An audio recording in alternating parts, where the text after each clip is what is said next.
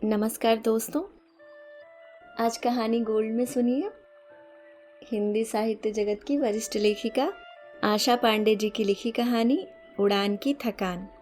दोस्तों, आशा पांडे जी हिंदी की एक प्रतिष्ठित और सुपरिचित लेखिका, कवित्री और प्राध्यापिका है।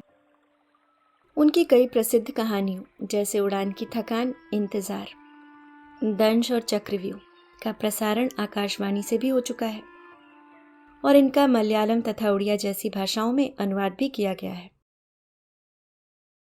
साहित्य के क्षेत्र में उत्कृष्ट योगदान के लिए उन्हें कई बड़े पुरस्कारों से नवाजा गया है।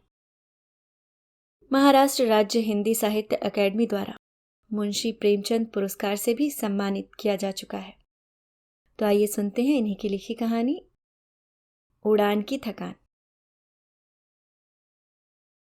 चौराहे पर लाल बत्ती देखते ही एक झटके से उसने साइकिल का ब्रेक लगाया और पूरी खींच पैरों से पैडल पर उतार दी। एक खड़ाक की आवाज के साथ पैडल का काला हिस्सा लटकने लगा। उसका मन हुआ कि एक लात और जड़ दे, यह खिचखिचाता हिस्सा पूरा ही गिर जाए। पैडल की राड तो बची है, साइकिल उसी से चल जाएगी। उसकी सारी इच्छाएं भी तो पैडल की तरह टूट कर लटकती रही हैं, जिन्हें समेटकर अब तक संभाले रहने में उसे खासी मशक्कत करनी पड़ती है। हमेशा डर बना रहता है कि कहीं ऐसा न हो कि एकदम ही पकड़ से छूट जाए और वह हाथ मलता रह जाए। अब तक उसके अगल बगल कार, मोटर, साइकिल आदि खड़े हो गए थे। यही क्षण उसके लिए सुखद होता है। यही वह कार वालों की बराबरी पर खड़ा होता है। नहीं तो कहाँ इन कार वालों का स्टेटस और कहाँ वह।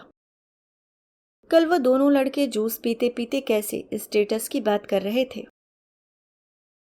मैं अपनी आइडेंटिटी कुछ अलग ढंग से छोड़ना चाहता हूं, पहला लड़का दूसरे लड़के से कह रहा था।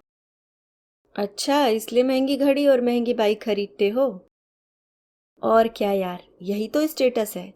सेल फोन, महंगी बाइक और बाइक पर बैठने के लिए। दूसरे लड़के ने बात को आगे बढ़ाया और दोनों एक दूसरे के हाथ पर हाथ मारकर हंसने लगे। जूस में नमक मसाला मिलाते मिलाते उसे लगा कि पूरा नमक उसके मुंह में भर गया। उसे मितली सी आने लगी। जूस का गिलास उन लड़कों के सामने रख उसने बाहर नजर दौड़ाई। बाहर एक कोने में उसकी खटारा साइकिल खड़ी थी, उन लड़कों की रंगीन चमचमाती बाइक के ठीक पीछे। उसने उन लड़कों को ध्यान से देखा। दोनों की उम्र उसकी उम्र के बराबर की रही होगी। वह भी यदि पढ़ सका होता तो शायद इनका सहपाठी रहता। उसके गले में कुछ अटक सा गया। इनका सहपाठी, कहाँ राजा भोज, कहाँ गंगू तेली। अगर वह पढ़ भी सका होता तो किसी म्युनिसिपल स्कूल या जिला परिषद के साधारण से कॉलेज का छात्र रहा होता। इनकी बराबरी वह कहाँ कर सकता था। बस यही सिग्नल ही ऐसी जगह है जहां ये महंगी बाइक और कार वाले भी उसके बराबर के बन जाते हैं। लाख चाहे किंतु उसे पीछे छोड़कर आगे नहीं निकल सकते हैं। लेकिन हरी बत्ती जलते ही उसके आसपास खड़ी सभी कारें, सभी गाड़ियां उसके मुंह पर धुआं छोड़ते हुए आगे निकल गईं।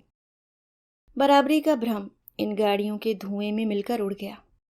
वह भी टूटी पैडल पर पैर मारता हुआ आगे बढ़ा। गणेश मंदिर पीछे छूट गया था। ओवरब्रिज भी पार हो गया। सामने जगताप भाई की चाय पकौड़े की गुमटी दिखी। बेमन से ही उसने गुमटी के सामने साइकिल रोक दी। जगताप भाई गर्मा गर्म पकौड़े तल रहे थे। उसे देख बोले, किधर से आ रहा है? आज इतनी जल्दी तेरे मालिक ने तुझे पकौड़े खाने की छुट्टी दे दी? नहीं जगताप भाई, आज काम पर गया ही नहीं। कुछ उखड़ा दिख रहा है तू, बैठ तुझे पकौड़े खिलाता हूं। उखड़ा तो वह पिछले कई सालों से है, पिता पर, खुद पर, बहनों पर, अमीर लड़कों पर, शायद पूरी दुनिया पर। उसके पिता एक बैंड कंपनी में ड्रम बजाते हैं। जेब में अगर इतना आ जाए कि 3-4 दिन आराम से अद्धी पन्नी चढ़ाई जा सके तो फिर भला काम पर क्यों जाएं। जब पिता पीकर घर भर में तूफान मचाते हैं तब वह बहुत क्षुब्ध होता है। उसका मन करता है कि इस आदमी को वह पटक पटक कर मारे। इसकी वजह से ही वह छोटी छोटी ख्वाहिशों के पूरी होने के लिए भी तरसता रहा है। ढंग की एक शर्ट भी वह कभी नहीं पहन सका। बहुत इच्छा थी पढ़ने की, किंतु खींच तान कर 8वीं तक पढ़ पाया। फिर माँ ने किसी से सिफारिश करके जूस की दुकान पर बैठा दिया।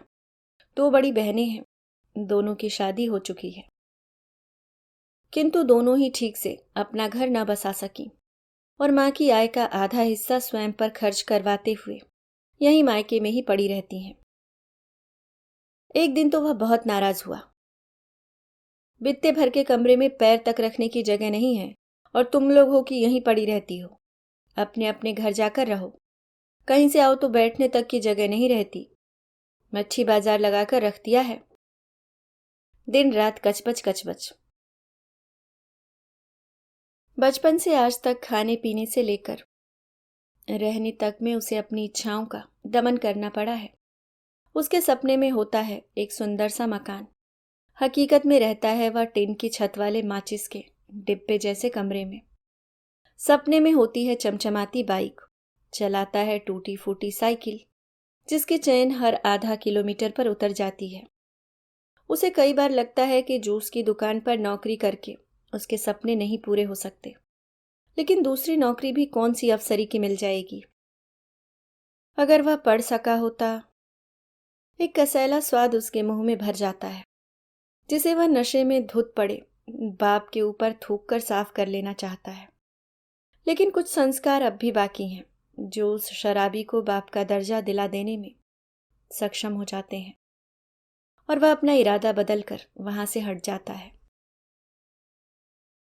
माँ घर घर मालिश का काम करके 2 वक्त की रोटी का जुगाड़ करती है।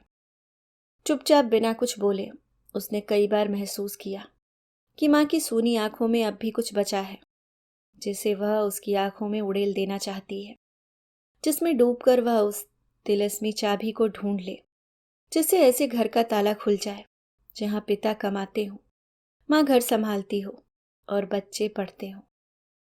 सूनी रातों के सन्नाटे में कितनी बार माँ की सिसकियों ने उसे जगाया है। जाग कर भी वह क्या कर पाता था। बस उसकी आंखों के कोर पर कुछ बूंदें जरूर जम जाती थीं, जिसे पिघलने के लिए प्रेम रूपी उष्मा चाहिए होती थी। दुखों में ठिठुरा बटुरा अपनी इच्छाओं को समेटे उसने इतने दिन गुजार दिए, पर थोड़ी सी उष्मा न मिल सकी। जगताप भाई ने गर्मा गर्म पकौड़े से भरी एक प्लेट उसके सामने रख दी, साथ में चटनी और तली मिर्ची भी। कोई अन्य दिन होता तो वह बोलता, जगताप भाई प्लेट में मिर्ची अधिक रखना, उसी के सहारे तो मैं तुम्हारे बेस्वाद पकौड़े को खाता हूं। जगताप भाई हंस देते और कहते, मिर्ची खा खा कर ही तो तू इतना कड़वा बोलने लगा है, अब बंद करिए कड़वाहट। कड़वाहट और तीखेपन से तो अपनी दोस्ती है जगताप भाई, ये जन्म के साथ निभा रहे हैं। पांव भर भाजी में पूरा परिवार खा सके, इसलिए माँ उसमें मिर्ची अधिक डाल देती थी और तब से मैंने जाना कि कड़वाहट और तीखापन ही कमी को पूरा करते हैं, अभावों को ढाकते हैं, सपनों की दुनिया से धरातल पर लाते हैं। चुप चुप कर। मैं तुझे कितनी बार बोल चुका हूं कि इतनी बड़ी बड़ी बातें मेरे सामने मत किया कर, सब मेरे ऊपर से जाती हैं। साला फिल्म देख देख कर पगला गया है, हीरो के माफिक डायलॉग बोलने लगा है। नहीं जगताप भाई, खैर तुम क्या समझोगे, तभी तो गुमटी में ही अटके पड़े हो अपने बेस्वाद पकौड़े की तरह। मन ही मन वह बुदबुदाता। उसे जगताप भाई की मूर्खता पर तरस आता। न कोई सपना न कोई चाह, बस बेसन घोलने में ही संतुष्ट। एक वह है कि ऊंची बातें ही सोचता है, उसे स्वयं की सोच पर गर्व होने लगता। लेकिन आज उसे लग रहा है कि वह कौन सा पर लगाकर आसमान में उड़ रहा है। उसके सपने तो शेख चिल्ली के सपने साबित हो रहे हैं। जगताप भाई की तो खुद की दुकान है, उसे तो 1000 रुपल्ली में सुबह से रात तक मालिक के आगे दुम्हिलाना पड़ता है। उस दिन कैसा गुर्रा रहा था मालिक, पूरा पैसा काटेगा उस पुरानी मरियल सी टीवी का। उसे ही पता नहीं क्या हुआ था जो उस पुरानी टीवी को खरीद लाया, नहीं तो देखता 3000 रुपया देने वाला कौन सा ग्राहक मिलता बच्चों को। ये तो उसकी ही बुद्धि घास चरने चली गई थी। लेकिन क्या करता, जब टीवी शुरू होता है तो उसमें दुगना उत्साह भर जाता है। गाने सुनकर, पिक्चर देखकर वह आसमान में उड़ने लगता है। पिक्चर में चने चुरमुरे बेचने वाला शाहरुख खान एकदम से कैसा अमीर आदमी बन जाता है। उसे लगता कि वह भी एक दिन बड़ा आदमी बनकर आकाश में उड़ेगा, बिल्कुल शाहरुख खान जैसे। इसी टीवी की वजह से ही वह ऊंची उड़ान की थकान को कम करता है। उसके सपनों की श्रृंखला की प्रथम कड़ी है टीवी। उसे कहाँ पता था कि मालिक धूर्तता दिखाएगा। बात भी तो यही हुई थी कि हर महीने तनख्वाह से 300 रुपए काटे जाएंगे, बाकी बचे 700 रुपए उसे मिल जाएंगे। किंतु उस दिन कैसे पूरे 1000 रुपए काट लिए। मालिक कह रहा था कि 300 रुपए वह कितने दिन काटेगा, आखिर 3000 की बात है। अब पूरी तनख्वाह कट जाने पर माँ को क्या दे। माँ तो पहले ही चिढ़ी बैठी थी कि खाने का ठिकाना नहीं और तू टीवी उठा लाया। उसने मन बना लिया था कि वह जूस सेंटर की नौकरी छोड़कर किसी दूसरी जगह नौकरी की तलाश करेगा। नई नौकरी अगर 1000 से अधिक मिल जाएगी तब वह हर महीने 1000 रुपए टीवी का भी दे देगा और माँ के हाथ पर भी कुछ रख सकेगा।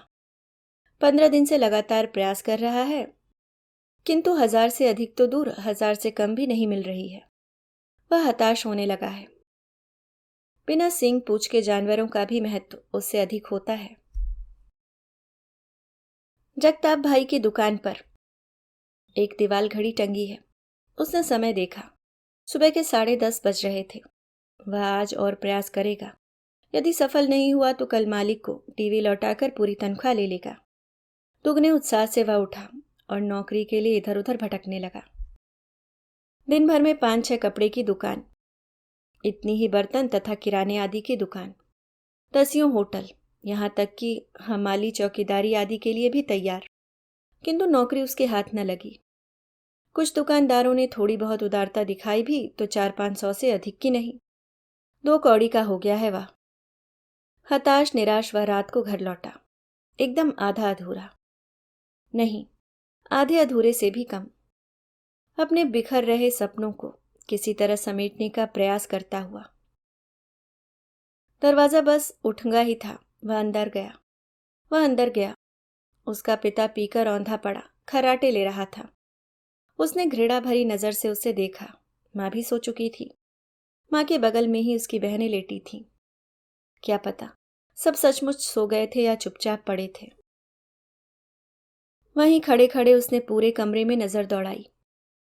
दरवाजे के बगल ही एक पुराने स्टूल पर टीवी सेट रखा था। महीने भर पहले जब वह ये सेट लाया था तब उसे उस कमरे की हर चीज बेतुकी और फालतू लग रही थी। उन टूटे फूटे सामानों के बीच टीवी सेट रखना उसे अच्छा नहीं लग रहा था।